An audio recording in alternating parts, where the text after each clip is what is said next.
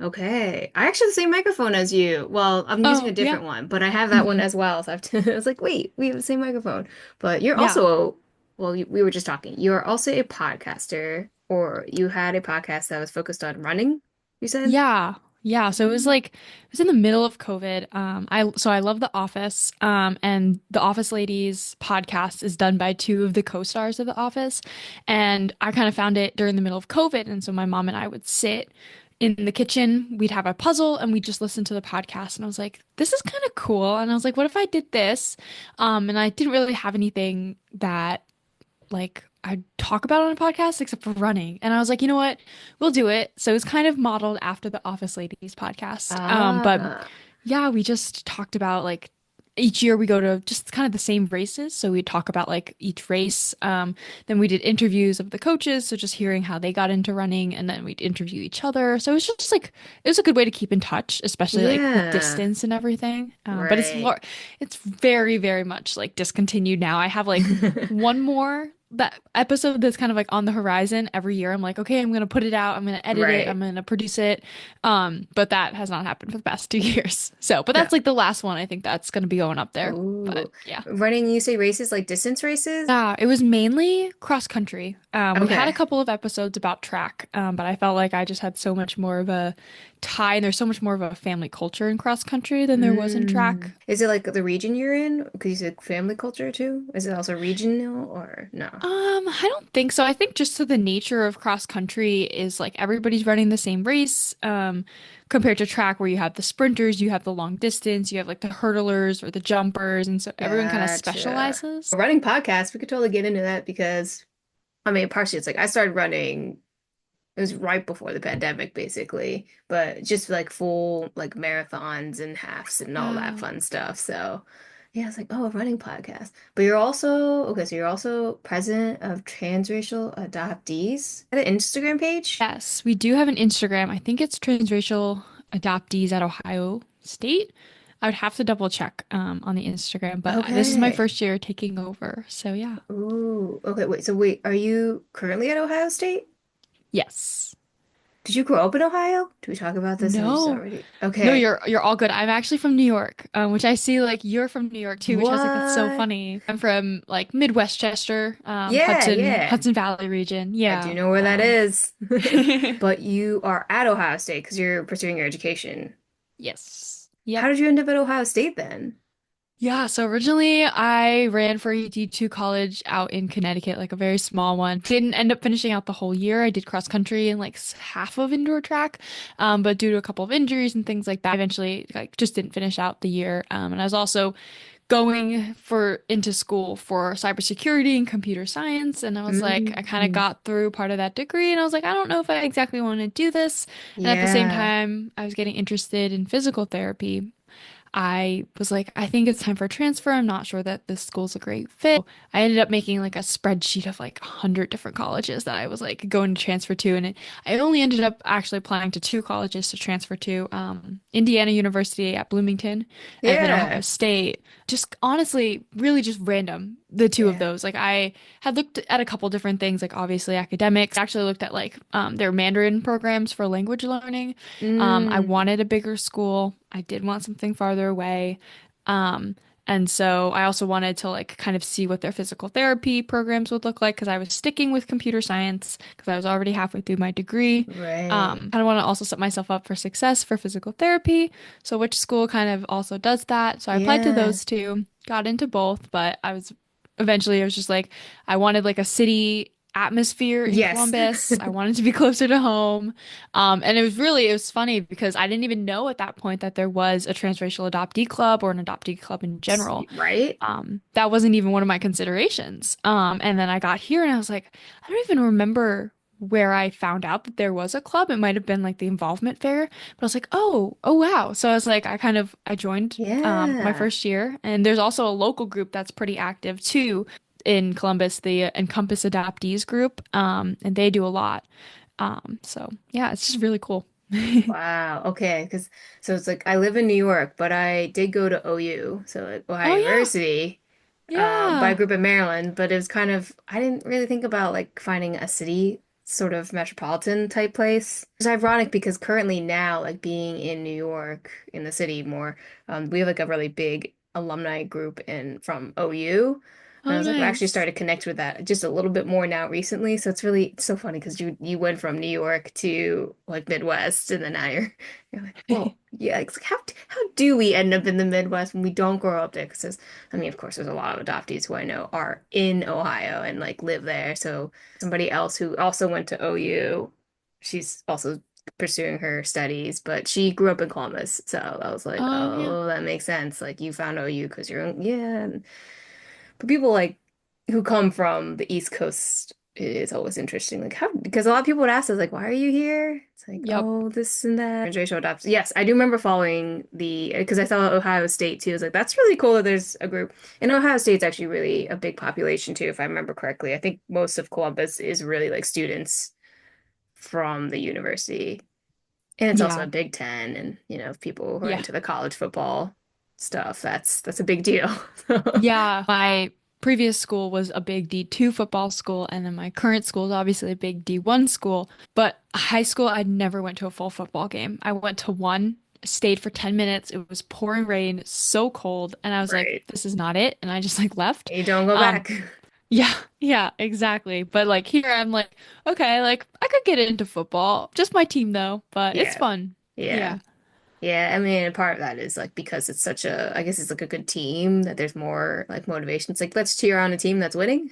Yeah. So I Yeah. was like, all right, let's do that. But Exactly. yeah. Well, we can start talking about adoption now. Yeah.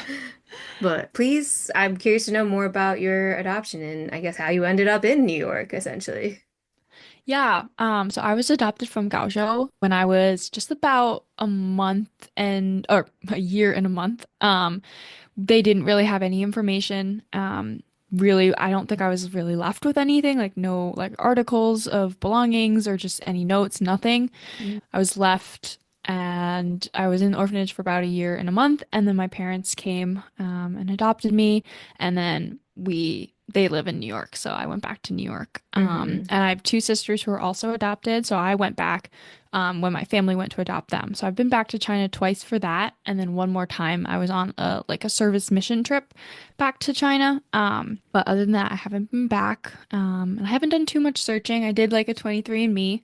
Mm-hmm. Did the health, like I got added on the health package as well because I kind of wanted to see if there's anything interesting. Yeah. Nothing that much. I am apparently a carrier for genetic blindness, Oh which I boy. didn't know. But I was like, at least now I know. Yeah, right. Yeah, yeah.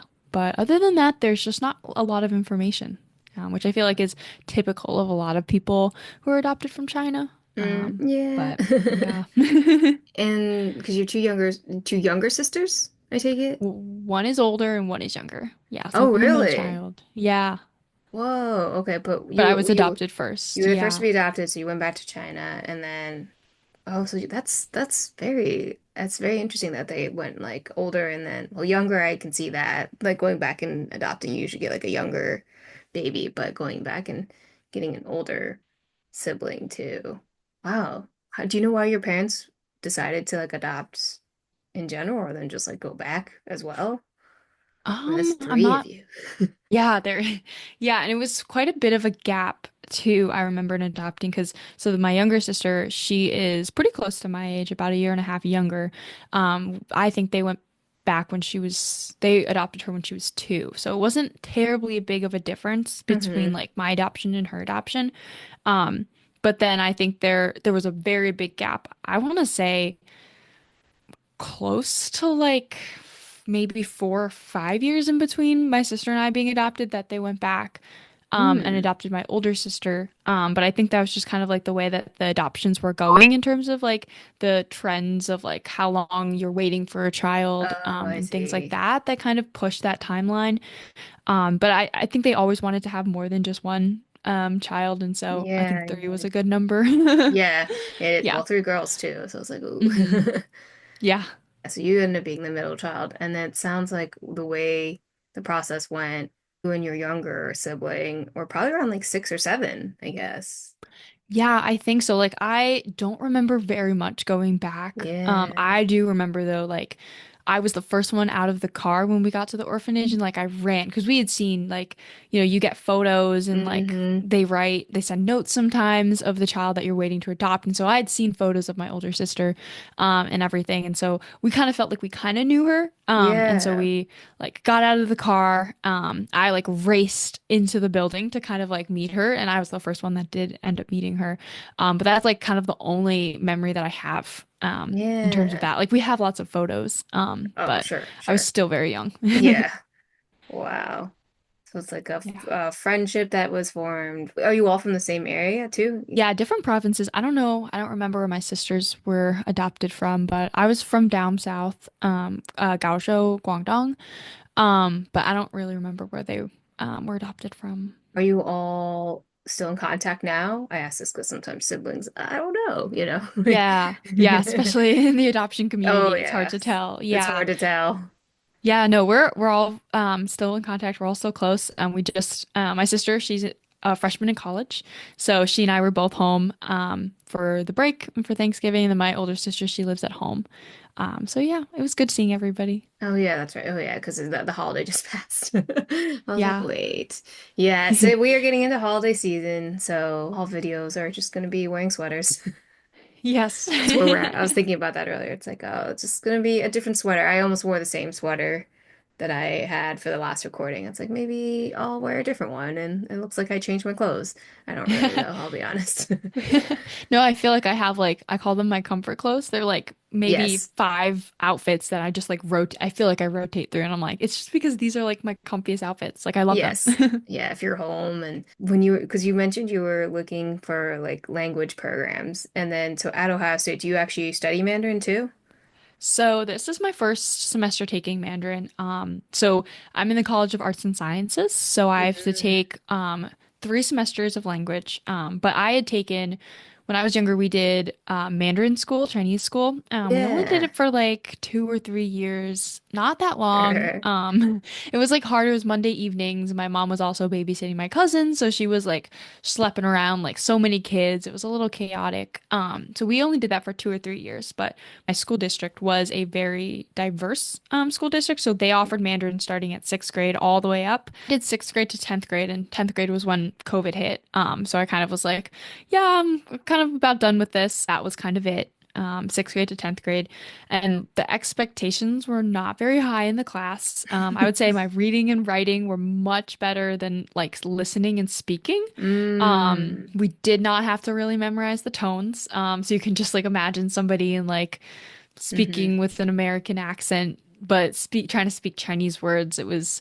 Wasn't anything to be proud of. And so, but I like retained a lot of information. So I got to Ohio State and I did because I didn't take it at my previous university, but I got to Ohio State and I was like, oh, like I will have to take language. And I was like, might as well just take Chinese. And that was kind of the plan going in. Um, Yeah.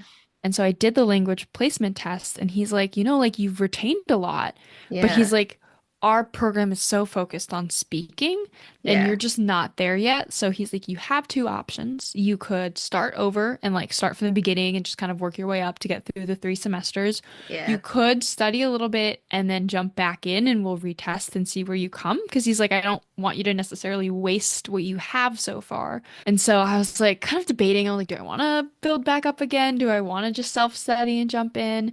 And I ended up going with the self-study.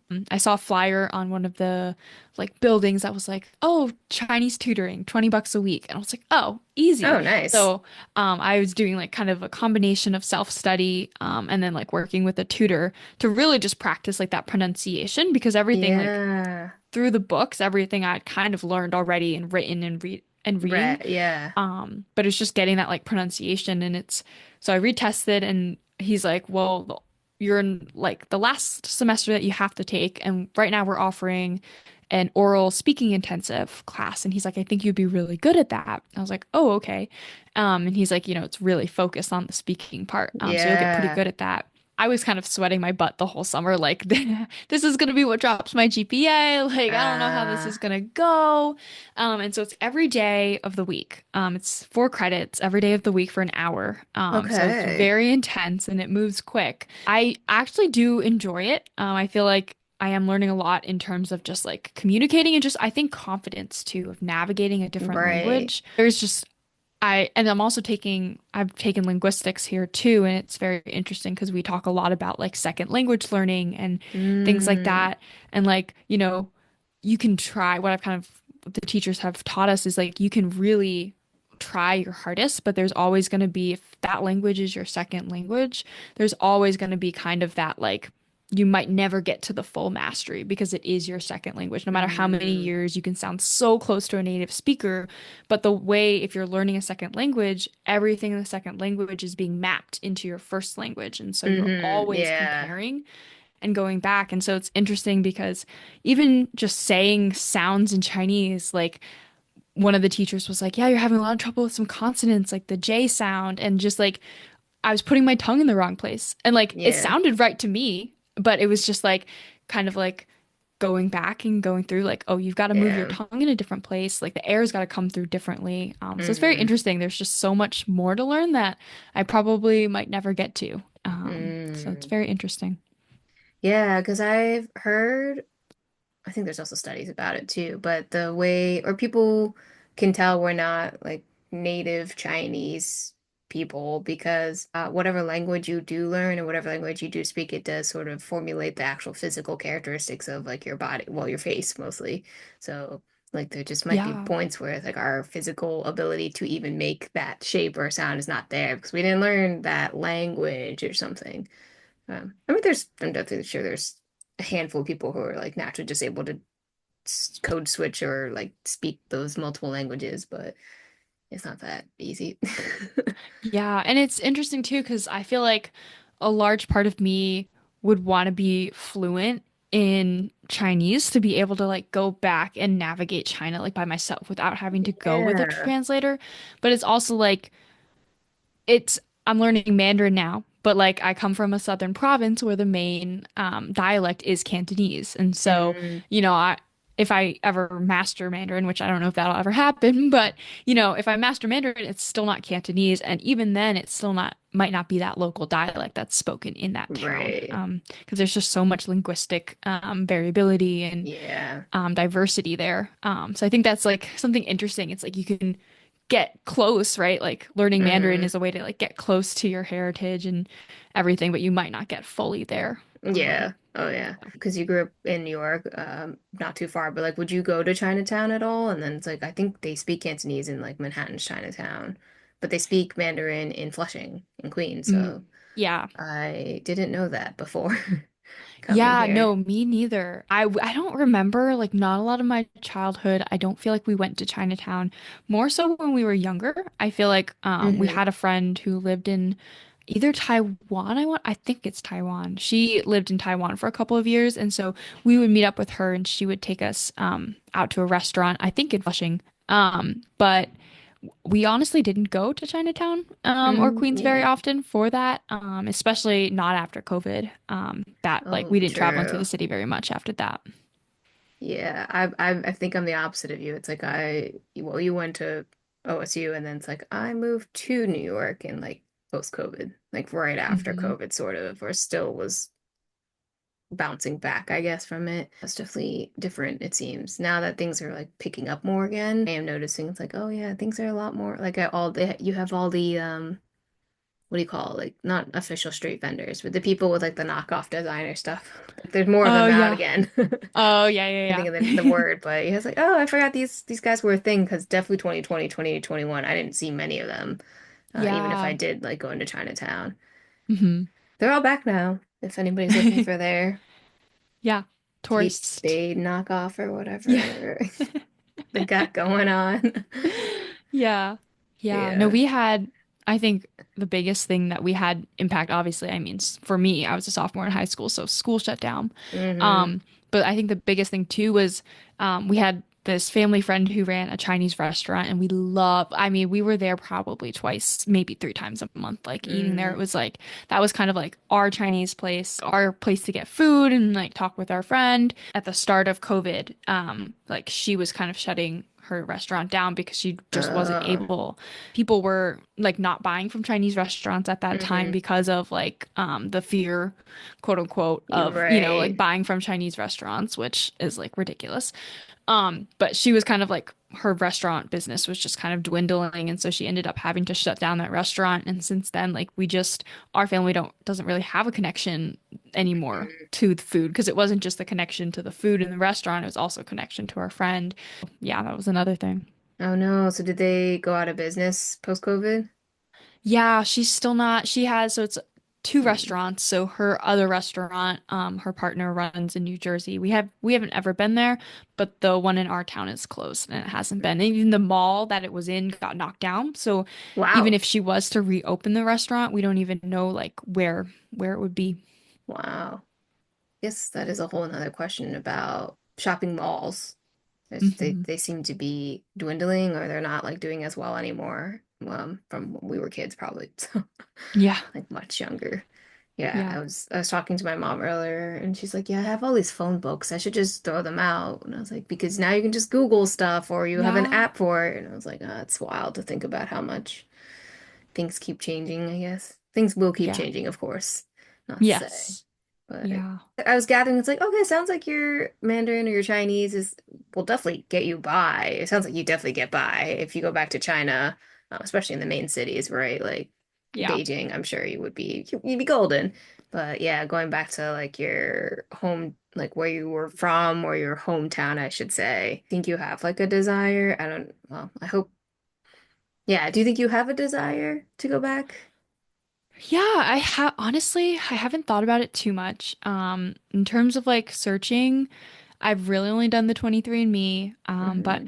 my kind of like the schema or like the thought process I had in my head was like I have to be proficient in the language before I go back. And that was just like something personal that I felt like I had to Mm, be yeah, before going back because I just felt like it was like I don't know, just I don't want to come back and not be able to speak in my own right, province or anything. And I would want to be able to interact on my own terms. And I'm just somebody who likes to have like that control and like to be able to have that ability. So I'm not sure exactly where I kind of stand on it. I feel like I'm still exploring that, especially as I'm like unpacking everything. I feel like about a year and a half ago, I quote unquote came out of the fog. A lot of that is just still recent and still things I'm thinking about. So I'm oh, open to gotcha. it. I'm not, I feel like if somebody offered me the chance, I would be like, yes, I'll go. But it's not Sure. something I'm like right now, like putting money aside or saving for or planning Right. for Like right now. actively. Yeah, yeah, yeah. Hmm. Making a plan or something. Yeah. Yeah. Yeah. That's fair. So I was trying not to influence, but I was curious. Is like I know with like the recent policy change too. Hmm. I've heard from Yeah. like a handful of people too that it's like they're nervous about what happens when they go back for searching. It's like I'm not really sure, but Yeah. who knows? I'm sure Yeah. I would hope it'd be okay, but you never know. Yeah. I think it's so interesting too because like China has such different policies from like adoptees from Korea. Like Right. that system is it's much more common for people to be reunited and be in reunion with their birth Hmm. families there because there Yes, is more of a paper trail in terms of that. for So I think sure. it was very interesting when China closed its doors to international adoption. Hmm. And I know I went to a couple of like adoptee conversations Yeah. about the closing of international adoption. And a lot of us were just like, what does it mean for adoptees who want to come back, adoptees who want to search? Like, kind of Hmm. what does that mean? Yeah. Does the like transracial adoptee group at OSU, do you find there's a lot of like international adoptees from everywhere that are participating? Because I know OSU really does bring like a very diverse student population apart from adoption, but yeah, I do know like it brings a lot of people together of different Yeah. backgrounds. Yeah, I would say our club is 90% Chinese adoptees. But we Mm. do have, I feel like, a couple of people who were adopted from Korea. We do have a transracial domestic adoptee, a couple of people who were transitionally adopted there. Not really too many other people. When I did the student involvement fair, there was a ton of people that came out that were like, "Oh, my friend's adopted," or they were like, "I'm adopted," and there was a lot more diversity in those people who came up. Yeah. But in terms of like who comes to our meetings regularly, it's a lot of Chinese American adoptees. Mm, Our goal is all transracial adoptees, and right, of honestly, we're course. open to domestic adoptees as well, because there is no domestic adoptee club at Ohio State. We're the only adoptee Right. club.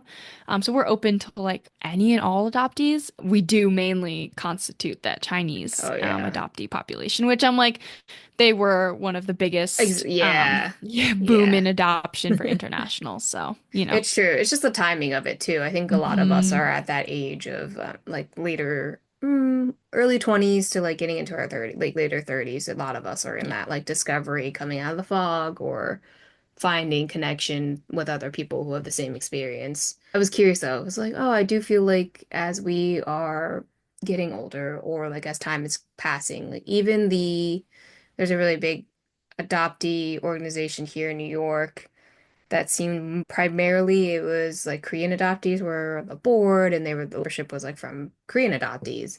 And then just recently it's become more like Chinese adoptees are now primarily the ones who are on the board. Now that's bringing in more adoptees from like Latin American countries because I mean, New York, of course, as you know, is like just a melting pot of a lot of people and there's a big population. So we even just now seeing it, and I've only been in the city for like 4 years, but I'm starting to see like, okay, even this organization is shifting to having more like Latin American adoptees participating or wanting to be a part of like a leadership position. So it's like I think we're gonna probably continue to see that, and especially as like adoption from China has been closed off essentially for anybody overseas from there.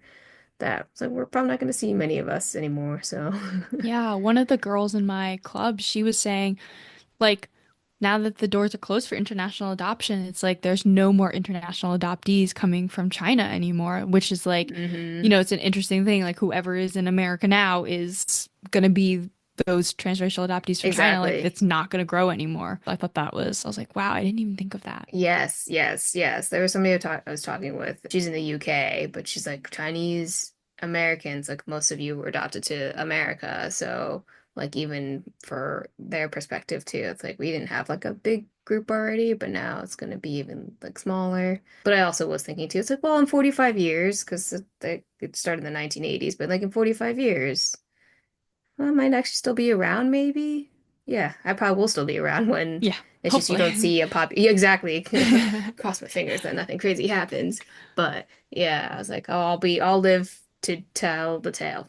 That's what Yes. it sounds Yeah. like. Yeah. Yeah, that's really fascinating to think about how when you can put it into like tangible timeline, almost makes it seem much more overwhelming and just like a reality of like a time that has passed. hmm I feel like I'm Yeah. getting really deep and like intellectual about, life, existence. Yeah. Yeah, I feel like that is part of the adoptee experience, Oh, though, sure, honestly. sure. Yeah. Well, and then it's like you're part of a group at your university. So I was like, oh my gosh, can't imagine like being that in touch when I was at university. I was not this in touch. Oh my gosh. It's good to hear that like these types of groups really do exist. Yeah. Yeah. Sister's a freshman as well, but not at OSU. You went to different universities. Oh, okay. I was like, Yeah. could you, I was like, Yeah. is that too much time together? Like, Yeah, no, she's at a college back in New York. oh, there we go. Okay. Still like baffled. I don't think I've heard that yet. I should say that like an older sibling came back. I'm like, wow, that's really Yeah. interesting. I feel like it's just I take it for granted. Like mostly it's usually a younger sibling that comes around hmm or not an older one. Yeah. Yeah. Yeah. Yeah. And your parents, but like your parent, and because transracial too, but your parents are like white American, I take it. Okay. I was Yeah, like, my mom just wanted to comes. clarify. Yeah, my mom's from a big Irish family and my dad's from an Italian family. So I kind of got that like Irish Italian. So when I was younger, I used to Hmm. say I was like half Irish, half Italian, half Chinese. Kind of got that like three different cultures type of thing. Yeah. Yeah. Yeah, yeah. The classic mix you get of like Irish Italian and then yeah, or Irish and well, my dad's Portuguese, but it's like Irish something something. Always Yeah. Irish. It always seems like it's always Irish and some other thing is what I hear too. I haven't taken a Yeah. poll. Yeah. Like Irish and Got yeah. some data on that. Right? I feel like that's what I often hear. And then I mean that's my own hmm experience too. It's like it's hmm Irish. Yeah, that's Yeah. that's that's the usual. Don't Yeah. know. Haven't heard anything different. But although in the Midwest might be, yeah, I feel like I don't hear Irish as often. I think I just hear like religious, like maybe like Christian background. Okay. Yeah. Probably make the most sense Yeah. considering people will often ask, it's like, oh, most likely because it's like usually like adoption organizations are affiliated with like Christianity and going back. And you said you went on a mission trip, like a service trip? Yeah. Yeah, so or the agency that my parents adopted through, I was raised Catholic, my family's Catholic, but the agency that they adopted with was just kind of like a general non-denominational Christian agency. And so in addition to adoption, they also did like mission trips and things like that. I see. So I'd gone on three, one back to China, one to Haiti, and one to Kyrgyzstan, which is a small country like north of China, like middle north of China, I think. Oh, gotcha. Yeah. Kind of got both like Chinese influence, but also Russian influence. So you kind of got Mm, both of those there. So yeah, I went back. A lot of it was like bringing supplies, but also education. So kind of like going in there, like saying like these are some of the developmental things that these kids need to be hitting, and this is how you have to be helping them hit it. And gotcha. then some of it was also like being able to gather more information for prospective adoptive parents, Hmm. for like what they were interested or knowing and things like that. And some of the teams, if they had medical personnel, they would do like health screenings and just checkups on the kids. So it's just like a lot of different things. Oh, wow. So you do that while throughout high school. Mostly not in high Oh, school at all, really? actually. It Middle was school even. all through middle school, which I feel like I wish I was a little bit older in terms of just like Mm. because I feel like the effects of just like going back at that point in my life, I was just like, it just the magnitude of like an adoptee going Hmm. back to an orphanage, I feel like just was not like in my head, and I hadn't really comprehended like what that kind of Sure. meant. And I feel like in terms of like dynamics of adoption and like, third world, first world, like Sure. those power dynamics and like political, social, economic things I also wasn't aware of. And on three. Yeah. Wow. Yeah, I definitely agree with that or feel that sentiment to empathize that being like in your middle school years and going back, I don't think the brevity of the situation quite hits you until like you're older. Because you had mentioned it's like it quote unquote came out of the fog like a year and a half ago. So it didn't necessarily, yeah, it was a big time in between when you went and then Yeah. just recent stuff. And I think that may just happen as we are getting older. I'm not really sure. Because it wasn't until my last, like right after, it was after I graduated university that I started to like think about it a little bit more Hmm. for a bit too. I was not affiliating or associating with my university. Part of that was just like culturally, it was so drastically different from what I had grown up with. So it's like, I mean, perspective too. There's people who Hmm. like grew up in those areas or adoptees and not, and I just took it for granted that I was like, oh, there's more diverse people. It's my Yeah. way of like dealing with it was to move to New York. So well, there's a lot of us, a lot of adoptees, but Yeah. also a lot of Chinese people. So Yeah. Yeah. No, the diversity, I think that was also another reason why I kind of transferred schools. I mean, not to say that Ohio State is not all white, which it is a mhm. lot of, there is a lot of white students here. But they Sure, also yeah. do have a big population of international students, specifically from China. So Mm, it's very common to hear like Chinese just like walking around on the street or yeah, in your classes. And I mean, part of it could just be like that confirmation bias. Like I'm always searching out Chinese sure. faces and Chinese people, and I'm just like, oh my goodness, there's so many. I mean, the numbers there is much higher. Like the amount of international students from China here is more than there are students, period, at my old university. So, I Mm, mean, I think that was definitely part of my part of, reason yeah, for transferring. yeah. I mean, this is like a question too, like international students too. But I am always curious because there were some at OU too, the much smaller Ohio, not it's not Ohio State or it's the Ohio, whatever. Anyhow, that whole thing Yeah. has me curious too of like when international students come and they do go to like the smaller universities versus going, of course, like OSU or like even Indiana. You mentioned Indiana, like that's a pretty big university, and so is like Purdue. I think those are the two big Hmm. ones I can think of in that in specifically in Indiana. Yeah. But it's like, what happens? Like, why would you come to like OU versus like like the big Yeah. university that's only an hour east here? Like, what is that motivation? So, if anybody who's an international student can help understand, then that would be great.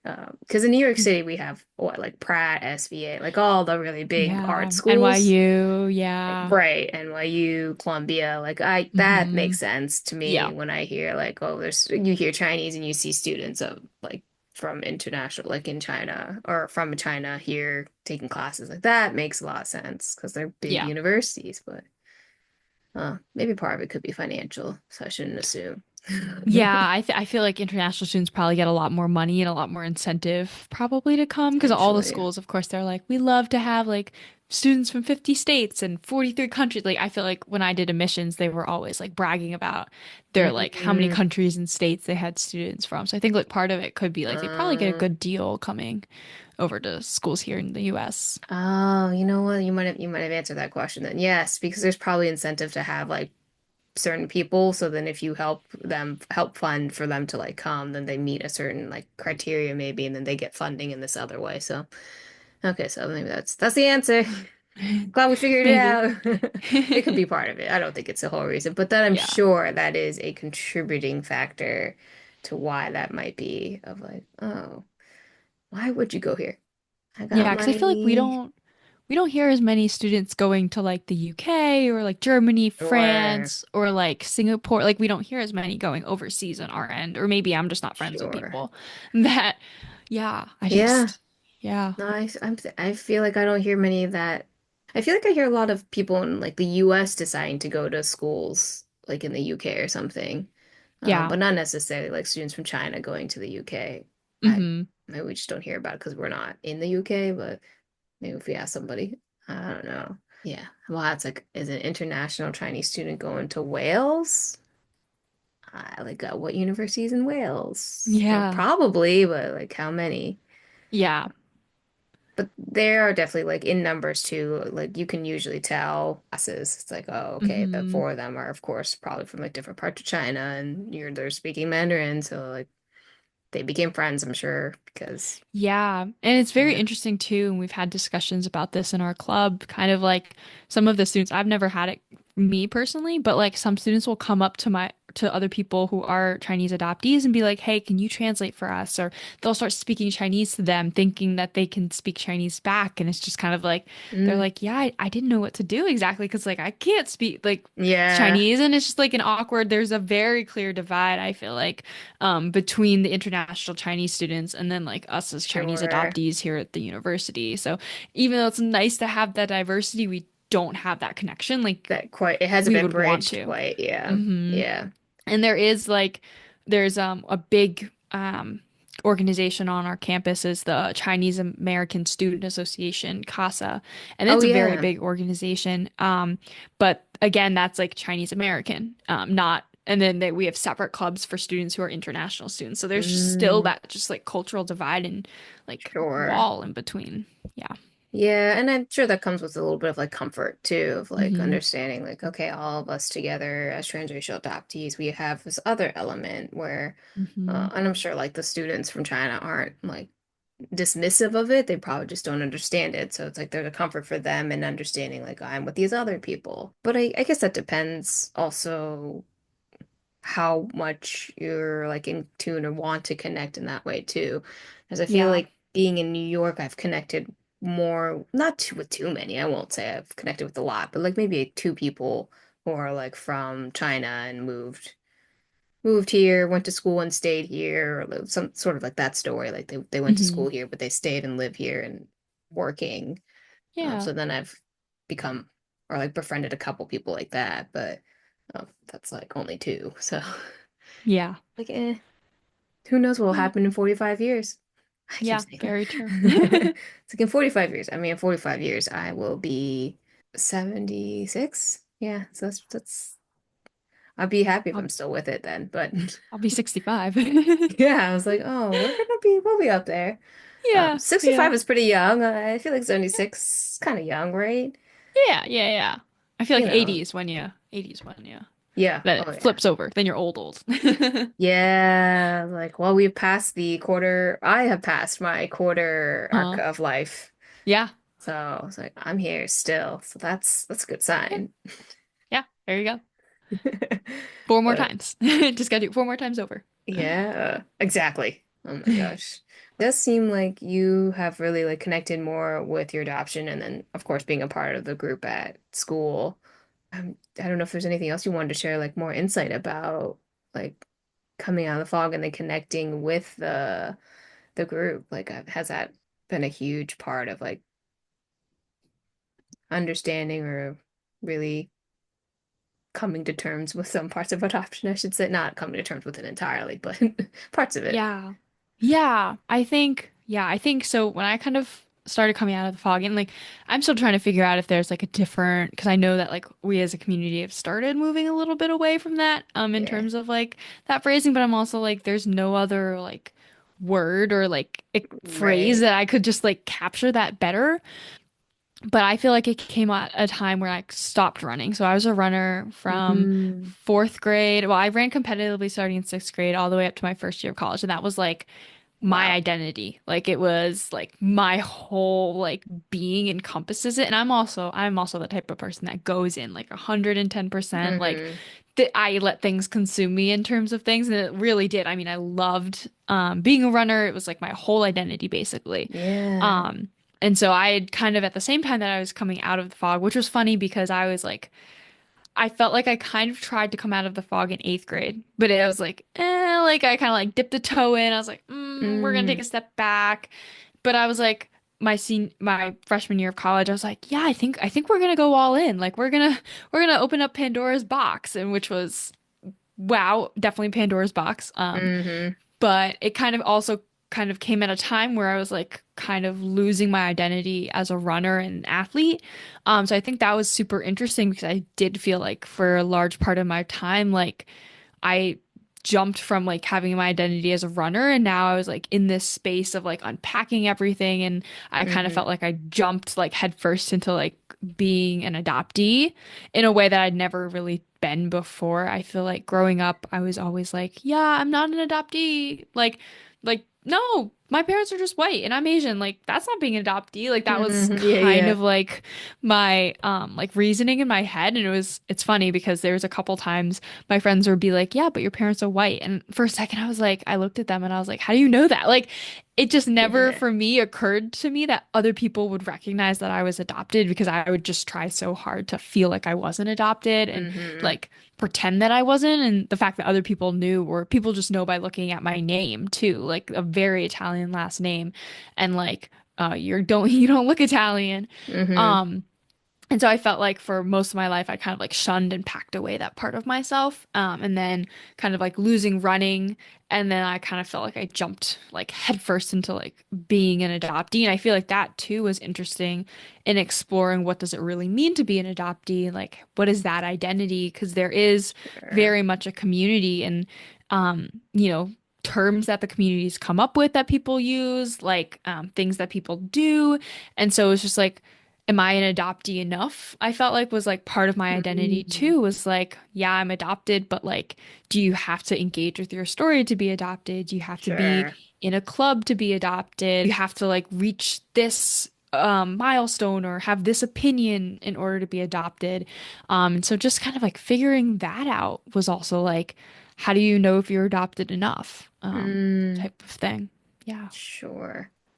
Yeah, that's a really good point you bring up too. And I think it's not something that we talk about as often either. Because like I guess you hear everybody's experiences too if you're talking with others who, especially adoptees from China, but you Hmm. hear about people going back for their search. It's like, am I supposed to be doing that? Does that qualify me for this certain like am I adopted enough? Like, is that the right thing? Am I not? Like, is that the thing we're supposed to do? And the answer is no.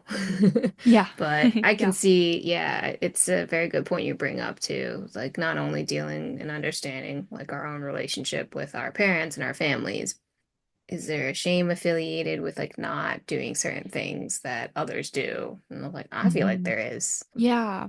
Yeah, I Yeah. feel like just kind of like even having certain opinions and things like that. Like I feel like I was at a point one time where I was like, adoption is completely bad. Like there's nothing good about it. And like, because having to sit in that both and space is so Hmm. hard to be like, it's both good and it's both bad.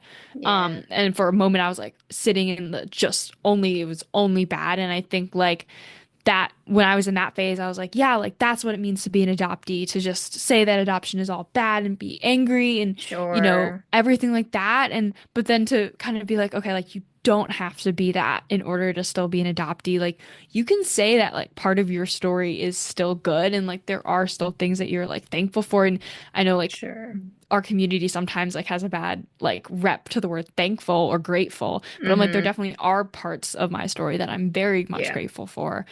So just kind of like yeah, like just balancing out that like yeah, completely this, completely that, and just kind of settling in on that like nuance and complexity is just it's so yeah, hard and it's so tempting to just want to like flip to one side and sure. completely yeah. I feel like sometimes that's like easier in a way. Like if you do flip more to the one extreme, it's like there's not a lot as much thought process and like having to weigh like there's other side to this or there's more weight to like a certain Hmm. aspect. But yeah, and I think we deal with that with our own like ego too. I was definitely talking about this with somebody this morning. I was like, yeah, I feel like I'm now in this point where I mean being like just hitting 30s, like just entering into the 30 age of 30 years plus. It's like I don't feel like I really had that moment of like putting myself first or like prioritizing what I need and always feeling like I had to do stuff because that was what the expectation was. And they were saying it's like sometimes it seems like in some areas people will expect certain etiquette and I was like, I don't know, is that like a regional thing or is that also just a generation thing where it's like without being told something, but you're expected to do something? So that was like another battle that I feel like I'm facing at 30 of like supposed to be doing something like I should, I guess, but I don't want to do it just because I feel like I should be doing something that's like expected or that everybody does with like this certain scenario. So I was like, yeah, I think we all we'll keep figuring that out. And but you're right, you mentioned a lot. Like I actually didn't understand what coming out of the fog was for like the longest time. So I think I was a little bit late to that until people kept saying it repeatedly. Hmm. And I I feel like I had to get clarification. I was like, what exactly is that too? Yeah. When people were using it repeatedly. Yeah. I feel like it also means like something different for every person in terms of like Yeah, just like what does that mean? Like, because you could come out of the fog and still I feel like settle on like, hey, everything was good, like I'm grateful, happy for being here. And I feel like a lot of us do come out and settle on this kind of like both and like complexity thing. But I feel like for me, it's just such a visceral feeling. Like that's kind of what I tie it to is just this like complete emotional like release and just of being like, oh wow, like that is kind of how I always felt like just kind of being seen. And for me, it was just like, wow, like such a physical sensation. And I feel like the cognitive aspect of like all of like coming out of the fog and like realizing different things and being validated came later too. But sure. I feel like for me, I just felt it so like bodily. Yeah, I can't even really remember what what I went through, but yeah, that's I'm sure that's like what a lot of people must have felt too, like just like some sort of like mental or and physical release too. Well, this is rounding up to towards the end. I usually finish on the last note with is Yeah. there anything else you'd like to hear from other adoptees or anything else you'd like to share? Yeah, I was thinking kind of about like what do I want to hear from other adoptees? I just feel like I just want to keep hearing more stories, but I also want to keep Hmm. hearing like how adoption has kind of like shaped or influenced kind of like your work life. We did a day in our club, like work and professional, like being an adoptee in the professional sense. And there actually Ooh, is a podcast. I think it's like Adoptees in the Workplace. I couldn't tell you who runs the podcast, but they do sure, interview people. I just feel like I've heard so many different intersections of like the adoptee identity and like people's work. Like there's a nutritionist that is an adoptee and like ties in the adoption part into her work. Like obviously mental health therapists definitely sure. tie those in. And I think I heard it from your podcast too. This adoptee who does yoga. Hmm. which and I was like looking, and she's an OT, which I'm like, I'll definitely have to like reach out and connect because I want to be a PT. And I mean, OT Hmm. is more of that psychosocial like aspect of movement, Sure. and so it ties in perfectly. But I'm like, I would love to bring like that adoptee experience into like being a PT and things like that. But I was doing like a presentation for adoptees in the workplace for our club, and I was like, the goal was to try to talk about like what challenges would you face in the workplace with adoption and being an adoptee. And I was like doing Google searching because like I mean, Hmm. I've worked a couple of jobs, but I definitely could not speak on any of that experience, and I definitely know Sure. that there are, but I'm like I still haven't felt like I made the connection between adoptee and the workplace. So I was like searching it up, and all I came up with was like, here's the benefits a company might give you if you want to adopt, and like they'll cover this cost or they'll cover that cost. Oh, And I'm like, well, that's not that's not what I'm looking I for. see. But I feel like there's just so much about adoption and like working a job like tied to like achievement or like Sure. taking criticism that I'm like, I would love to hear somebody like talk about their experience in the workplace and like imposter Mm. syndrome, like how they've all like kind of Yeah. felt and like manage that. So I'd love if Hmm. you were an adoptee listening to this and you want to come to our club to give a talk, we would love to have you. Yes. That would be a really interesting topic to explore too. Jasmine, who I was speaking with recently, mentioned there was like a chapter, I think, about that. She said in the book, like the primal wound. Like there's like Oh, a I'll have to. specific part that actually focuses on like how our adoption affects like working or like like I guess the rejection and stuff. And I was like, Yeah. well, and I also don't work a full-time job, so I know that it definitely affects my ability for working. Like there's a reason I don't want to do that right now. Could it be just it's easier to avoid? I mean, I think in general, oh, this is a whole other segment, but like the attachment styles and like avoidant and everything like that. So it's like, oh Hmm. yeah, I got that avoidant thing going for sure. Yeah. Um, so it's like, it's easier just to like work many different jobs because I don't have to Yeah. be tied or committed to like one employer or one sort Hmm. of like place. And Yeah. it always like feels like I have a sense of control. So I was like, oh no, Hmm. I believe it. It definitely like influences. Now I couldn't tell you the psychology too deeply, but I have noticed that a lot of adoptees will share like, oh yeah, because of my adoption, I've wanted to do this research or this study. And then it's like, but also I want to be a social worker, which is not an Yeah. easy job either. Yeah.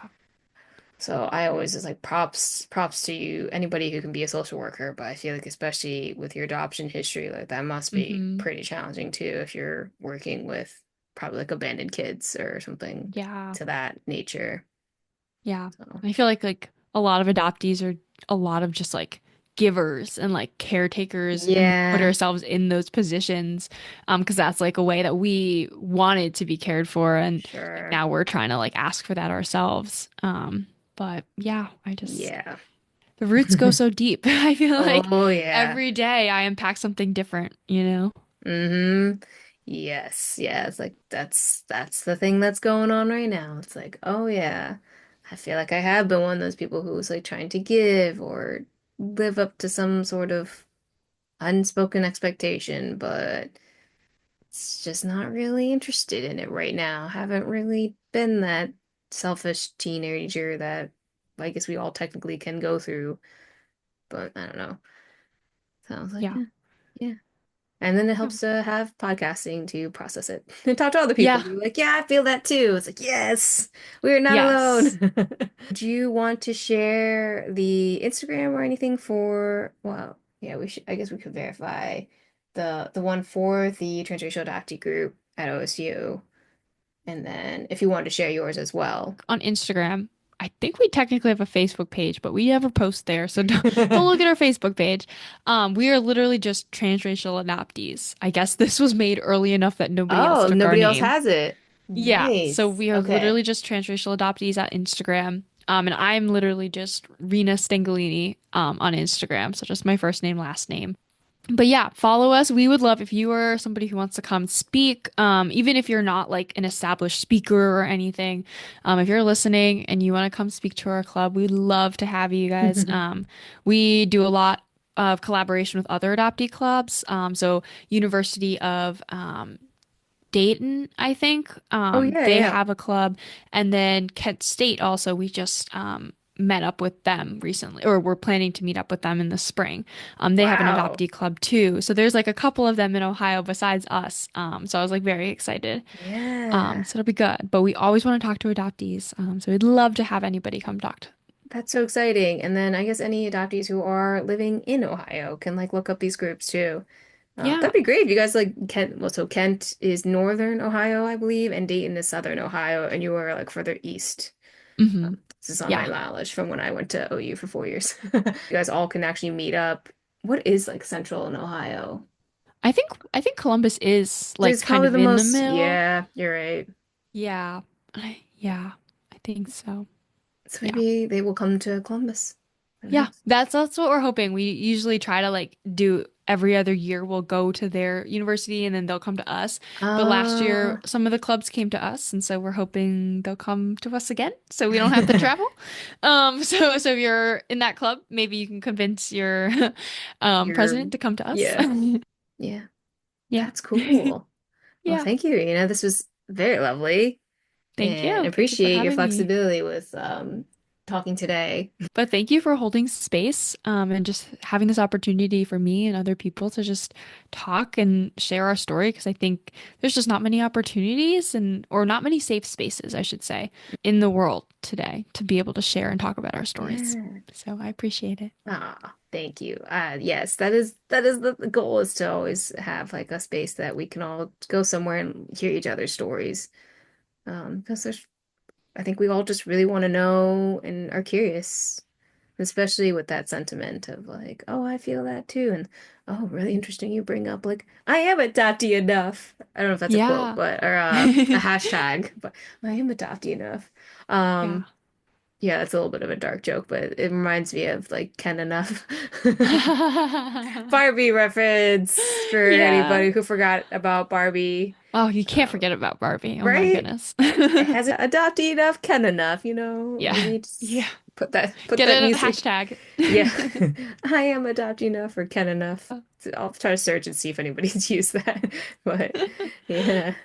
Well, Yeah. have a good rest of your day, and I'll say bye for now. And Yes. I'll definitely keep in touch, let you know when the episode's gonna share. Stay warm. Thank you. You too. Bye. Bye. Thank you for listening to ABC, Adoptees Born in China podcast. I'm Tara, and you can reach me at adoptedbabiesfromchina@gmail.com or Adoptees Born in China pod on Instagram and Facebook. Bye.